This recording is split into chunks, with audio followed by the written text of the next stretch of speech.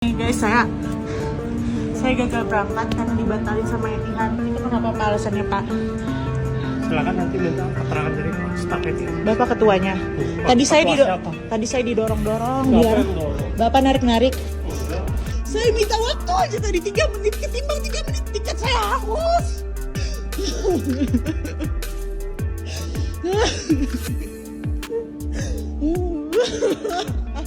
Viral momen penumpang pesawat menangis diduga dikasari petugas gegara bagasi kabin berlebih, sebut jahat banget. Beredar di media sosial sebuah video yang memperlihatkan perempuan penumpang pesawat menangis karena dirinya mengaku diperlakukan kasar oleh petugas maskapai.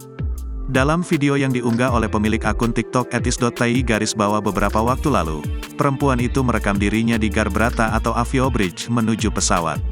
Perempuan itu terlihat dikelilingi oleh beberapa petugas maskapai. Ia mengaku, dirinya gagal terbang karena tiketnya dibatalkan oleh pihak maskapai. "Gus, saya gagal berangkat karena dibatalin sama Etihad. Itu kenapa Pak alasannya?" ujar perempuan tersebut, dikutip Kamis, tanggal 24 Januari tahun 2024. Salah satu petugas pria itu pun meminta penumpang pesawat itu untuk meminta keterangan dari pegawai pesawat lain. "Silakan nanti minta keterangan ke staf Etihad," ucap petugas itu. Perempuan itu mengaku dirinya didorong dan ditarik oleh para petugas. Seorang petugas lain pun berusaha menahan perempuan tersebut agar tidak mendekat ke pesawat. Perempuan itu mengatakan, dirinya meminta waktu agar bisa mengeluarkan muatan yang berlebih dari barang yang ia bawa ke kabin. Perempuan itu tidak terima atas perlakuan para petugas kepadanya. Suara perempuan itu pun terdengar terengap-engap.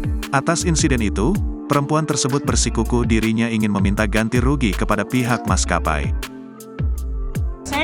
Karena saya minta waktu aja, barang yang ditinggal saya, barang kelebihan saya buat naruh dititipin di lounge, tapi dilarang sama Etihad.